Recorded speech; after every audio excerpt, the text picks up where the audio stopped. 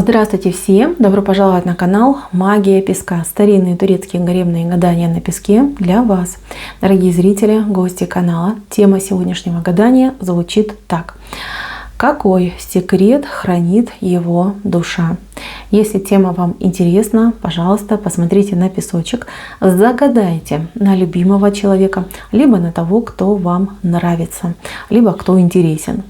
Представьте этого человека, позовите его по имени, мысленно, либо вслух задайте такой вопрос. Мой милый дорогой, назовите его по имени. Какой секрет хранит твоя душа? Надеюсь, вы настроились. Я убираю Назар, прошу высшей силы дать мне возможность ответить на все ваши вопросы и послать для вас только самую важную, самую нужную и самую полезную информацию. Давайте-ка посмотрим, какой секрет хранит его душа. Угу. Но я не буду делать спойлер, да? Давайте по порядку смотреть. Хотя, кто видит, тот уже все увидел. И про секрет, и про его мысли, чувства к вам. Так, мои дорогие, начнем с того, что человек он интересный, он фантазер, он как-то оторван иногда бывает от реальности, он очень много думает, он очень много мечтает. Он может быть человеком таким, знаете, начитанным, он может обладать высоким интеллектом. Но в некоторых вещах он словно ребенок, абсолютный профан. И вы его иногда за это журите, то есть вы ему указываете, что как же так, да, взрослый мужчина, ведешь себя вообще незрело и по-детски. У человека к вам огромное желание, огромное сердце к вам, понимаете, он к вам расположен, он вас любит, он вами восхищается, но в то же время он, извините, вам завидует. И вот эта зависть, она иногда толкает его на какие-то странные поступки. То есть он может иногда вам нагрубить, он может иногда нахамить, он может иногда сквозь зубы что-то там сделать, сказать, может даже наперекосяк вам что-то сделать. И причем прикинуться при этом валенком, сказать: ой, а я не понял, да, а я думал, так надо делать, либо так надо делать. То есть человек как будто бы в маске. И вы это понимаете, но вы не понимаете сути вещей. То есть вы можете думать, что типа: ой, он меня не любит, либо он там противный и прочее. Нет, ответ очень простой. Человек вам завидует. Он завидует тому, что вы легкая, тому, что вы простая, тому, что вы доступная. Вам все доступно, для вас нет каких-то барьеров, для вас нет каких-то там, не знаю, мировых заговоров и секретов. То есть есть вещь, да, которую нужно, я не знаю, там, оприходовать, да, то есть, и вы, например, ничего про эту вещь не знаете. Вы не будете там ходить и локти себе заламывать, вы там, например, загуглите, либо спросите у кого-то. То есть для вас все вот как-то, знаете, вот есть проблема, да, я ее решаю. То есть я не буду ходить там с бубном и вызывать дождь, да, там, надеюсь, что кто-то меня услышит, придет, поможет и спасет. То есть я сама привыкла себя спасать и могу спасти кого угодно. Вот у него нету такого. И он все время думает: как же так, я же мужчина, я же должен быть сильным, сильный пол и прочее, да. А тут получается женщина сильная, причем такая сильная, что она вот именно своей вот этой добротой, ласковостью, умением любить. Она же любого может в баранку скрутить. Вот одним хорошим своим добрым словом. Ей не нужна физическая сила, либо какая-то выносливость. Достаточно ее улыбки, достаточно доброго слова, и все, и любой поплывет. Он это понимает, он очень этого боится. Он вас готов хранить и беречь как, я не знаю, там, самую дорогую драгоценность в его жизни, да, то есть закрыть вас даже в 4 стенах, чтобы вы вот только его. Но он понимает, что это невозможно, и что если он будет вас ограничивать, скорее всего, все закончится тем, что вы его пошлете далеко и подальше. И у него дилемма, то есть делиться с вами он не хочет, вообще ни с кем не хочет. Даже вот, например, к вашим родителям может ревновать, что там к родителям и к детям может ревновать. И это он все скрывает. Он может придумать 1000 отговорок, он может придумать 1000 каких-то причин, но правду сказать он вам не может. То есть он этого стесняется, он этого побаивается. Он боится показаться неполноценным, он боится показаться человеком, который застрял в своих проблемах, беспомощный, там, флегматичный, да, абсолютно не волевой. Ему это страшно. Ему хочется быть перед вами рыцарем в блестящих доспехах, и чтобы вы такая там на коленях вы стояли, говорили: о мой господин, какой же ты там классный, какой же ты крутой, да ты просто супер. То есть вот этого ему хочется. Но то, что для того, чтобы это осуществилось, нужно действительно стать этим рыцарем и совершать для своей дамы сердца героические поступки, вот это он не понимает. Либо он, понимая это, думает, что нет. Да, я, конечно, хочу, но на героические поступки я, скорее всего, не пойду. Да, либо я не дотягиваю для того, чтобы эти поступки совершать. У него есть критический взгляд на себя, но он никогда сам себя не критикует. То есть, когда он в его умозаключениях доходит до этого момента, что, ну, как бы, да, тут я накосячил, я виноват, надо меня проработать, он сразу же спрыгивает с этой темы и начинает там копаться в других. То есть другого он разберет по косточкам. Вот поверьте, да, вот все разберет. А вот что касается себя, там как бы у него табу стоит, что меня трогать не надо, у меня все хорошо, я там хороший, замечательный, и да, там со мной все классно, да, это вот вокруг меня люди так себе, да, не очень.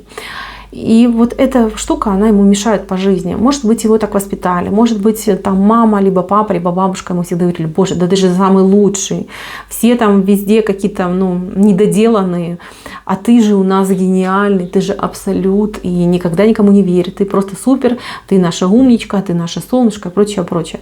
То есть он вырос с завышенным самомнением, да, то есть его эго, оно просто, я не знаю, там, с размером, я не знаю, в 100-этажный дом, вот это его эго. На самом деле он обычный человек, из плоти и крови, то есть ничего из себя героического на самом деле не представляет. Он не великий ученый, не там какой-то поэт гениальный, да, не музыкант, он обычный мужчина.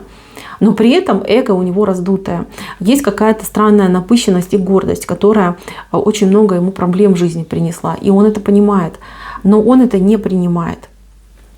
Вот. А вы ему тоже об этом говорите. Когда вы ему об этом говорите, то есть как, ну, котеночка иногда его тыкаете носом, какие-то его косяки, причем которые повторяются у него достаточно часто и регулярно, то он обижается на вас. То есть он увидит в вас, что вы плохая, да, что вы вот прям такая задавака, да, типа, что если ты успешная, если ты там умеешь по жизни идти и улыбаться любой беде, да, которая бросает тебе вызов, то есть ее там скрутить, переступить и дальше пойти, то это ж не значит, что типа со мной что-то не так. Я типа там высокоинтеллектуальное существо, да, а ты там, ну, обычная женщина, которая там ходит по земле и своим, может быть, там какими-то силовыми либо волевыми решениями пробивает себе путь. Знаете, человек, он философ в душе, но при этом его философия, она какая-то с душком. Вот вы простите, но что-то тут прям хромает именно воспитание. Вот как хотите. Он таким не родился. Нет, это наносное. Потому что здесь везде идет картинка, видите, дитя. Да, вот в матке дитя зарождается. Здесь женщина учит ребенка. И ребенок вот тянется к этой женщине. Здесь еще одна женщина, которая, ну вот прям смотрите, она от него, его закрывает от всяких там бед, неприятностей. Здесь еще одна женщина, которая тоже там пытается какие-то советы давать. Если этот мужчина воспитан женщинами, вот поверьте, все, они его испортили. Они его залюбили, заласкали, вот это вот внушили ему то, что он там уникальный, что он гениальный, и все остальные там челядь и его недостойны, и он из-за этого страдает по жизни. Ваш мужчина неплохой, он умный, он интеллектуал, он мог бы очень многого добиться, но отсутствие критического мышления по отношению к себе, неумение принимать свои ошибки и пытаться над ними поработать, обработать, зависть, понимаете, зависть, он даже любимой женщине завидует. Я же не говорю про других, он завидует очень многим. Он просто на ровном месте может завидовать любому человеку. То есть он может сидеть целый день на диване, пить пиво, смотреть там, не знаю, футбол, и при этом завидовать соседу, который там день и ночь работает, либо куда-то уезжает там на вахту, где-нибудь сидит, я не знаю, там в 40-градусный мороз, да, вот что-то делает. Человек тяжелым трудом зарабатывает деньги, он будет ему завидовать. Но он будет не завидовать, вернее, завидовать не его труду, а тому, что он там, например, там, купил себе иномарку, да, либо квартиру смог купить. И он такой думает: вот я же такой классный, гениальный, то есть у меня там, смотрите, как смог попой диван идеально ровно продавить, да, чё ж мне деньги не падают. А вот тот чувак, да, который там бегает, извините, бубенцы морозит, да, вот он, видите, как ничего особо не делает, да, интеллектом не блещет, а вот как ему везет, да, что ему там деньги на голову падают, он может себе что-то покупать. Вот его главный секрет – это то, что он завистливый. Вот как хотите. И причем завидует он не по факту, да, то есть не по конкуренции. То есть, смотрите, он сам ничего не делает, но при этом он начинает завидовать и говорит, что нет, мне должны давать, я же гениальный, я же классный. Мне же об этом мама говорила, бабушка говорила, там тети, сестры, я не знаю, мне об этом говорили, значит, это правда. То есть мне должны априори за мое существование, за то, что я есть, мне должны всегда давать.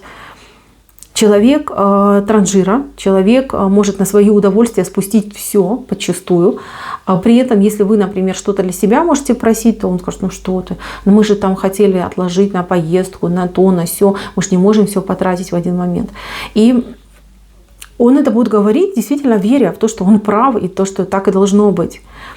У человека завышенное самомнение, у человека прям, знаете, вот он, как это называется, эгоист, да, вот он очень эгоистичный человек. Он это скрывает, он об этом не говорит. То есть первое мнение, вот когда с ним знакомишься, кажется, что он классный, кажется, что он добрый, ответственный, серьезный, весь такой на позитиве, весь такой вот прям в делах, работящий, прочее, прочее. Когда начинаешь его узнавать все больше и больше и больше, понимаешь, что он просто такой вот воздушный шарик, да, напыщенный индюк, который очень много думает, но думает что-то не тем, не про то и не подходящее для этого время. Девочки, его главный секрет — это то, что он вам завидует. Что он к вам чувствует? Ну, он вас любит. Смотрите, вот здесь главный рисунок. Это вы. Вот она, вы стоите. И вот ваша чаша любви, вот он стоит мужчина, да, вы друг другу тянете руки. Что тут происходит? Во-первых, он себя ставит выше, чем вы, да, видите, он как будто бы на ступеньку выше стоит. С другой стороны, он считает, что он более, ну, как лидер, что ли, да, потому что у него в руках, на его руках пирамида стоит. Пирамида — это знак, ну, во-первых, и превосходства, и ума, и интеллекта, и знак особенного человека, да, приобщенного. Вот он себя таким считает. И он, я не знаю, как бы вам это помягче сказать, чтобы вы правильно поняли и не обиделись на меня, либо на него очень сильно не обиделись. То есть он считает, что вам очень крупно повезло, что такой великий человек, интеллектуал, которому суждено, я там не знаю, новую звезду открыть, либо какое-нибудь супергероическое действие совершить, вот выбрал именно вас. И что вы должны быть по гроб жизни ему благодарны, потому что он выбрал вас и обратил внимание на вас. Не какой-то там Кате, Маше, Вале пошел, а именно с вами связал свою жизнь, либо на вас обратил внимание. Он сознательно занижает вашу значимость, да, сознательно. Хотя вот его-то интеллект у него же он есть, да, он его не обманывает. И он ему говорит прямо, что женщина у тебя сказка, да, мечта, умная, красивая, способная. Но вот это самомнение, да, оно не позволяет это все принимать, и он начинает думать, блин, ну как так, как эта женщина умнее, чем я, как я ей об этом скажу, либо мне это не нравится, я должен ее всячески там иногда чмырить, чтобы она знала свое место, чтобы она не зазнавалась и прочее, прочее. Вы знаете, человек мечтает совершить какой-то героический поступок, чтобы вы вот прям ахнули. Не только вы, но и все вот вокруг ахнули. Это сказали, да, вот добыл огонь. Видите, вот он добыл огонь, там что-то нашаманил. И все такие, о, наш повелитель, ты наш, все. Вот этого бы он хотел. Если бы вы им почаще восхищались, там говорили, ой, какой ты классный, какой ты гениальный, какой ты умный и прочее, прочее, этот бы человек, он бы цвел и пах, но до определенного времени. Во-первых, я вижу, что вы этого делать не будете, потому что на самом деле восхищаться там особо нечем. И, во-вторых, если вы его будете перехваливать, то у него эго вообще раздуется до невероятных размеров и в один момент просто лопнет. Поэтому, мои дорогие, секрет вашего мужчины в том, что он еще, по сути, незрелый ребенок. Завистливый, незрелый, абсолютно такой, знаете, эгоистичный, самонацеленный ребенок. Вырастет ли он, время покажет. Но то, что он вас любит, да, он вас любит. То, что он вам завидует, да, он вам завидует. Признается ли он в этом?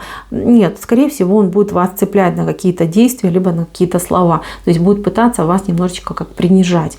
Может, уже это происходит. И вы все никак понять не можете, что происходит, почему он так себя ведет. Любит, не любит. Любит, да. Он просто пытается вас немножечко как... Нет, с вас, да, пытается как спесь сбить, чтобы вы не зазнавались, чтобы очевидное не было настолько явным, да, очевидное, что вы лучше и умнее, не было настолько явным именно в вашей паре, в ваших отношениях. Пытается ли он вас забить, закрыть, да, да, он это делает на каком-то подсознательном уровне. Мозг подсказывает, что ты не прав, дружочек, но подсознание требует реализации. Вот этот момент есть, от него никуда не уйти. Если вы...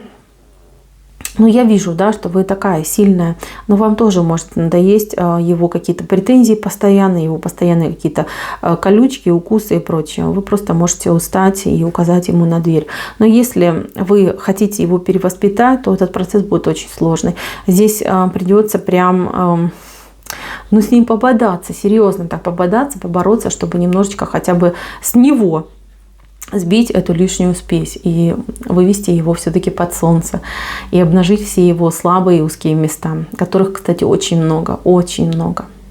Мои дорогие, моя цыпочка на этом закончена. Спасибо всем за внимание. Всем пока-пока.